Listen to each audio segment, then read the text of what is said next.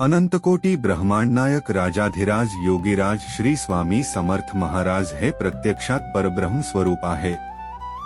त्यांच्या या दिव्य अवताराची सुरुवात अत्यंत अलौकिक पद्धतीने झाली।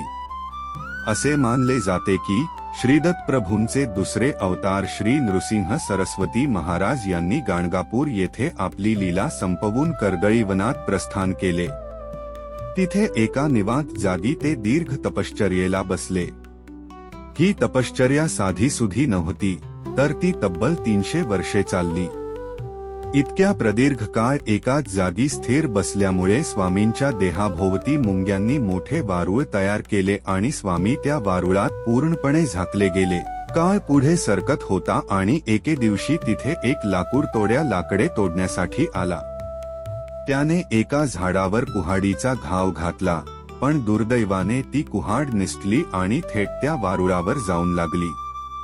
वारूळ फुटले आणि त्यातून रक्ताची धार वाहू लागली।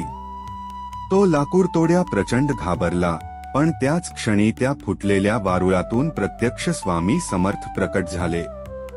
कुऱ्हाडीचा तो घाव स्वामींच्या मांडीवर लागला होता, ज्याची खूण त्यांच्या देहावर कायमस्वरूपी राहिली।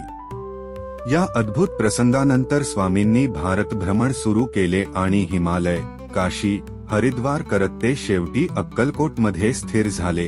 हीच ती वेळ होती जेव्हा जगाला स्वामींच्या दिव्य रूपाची ओळख झाली।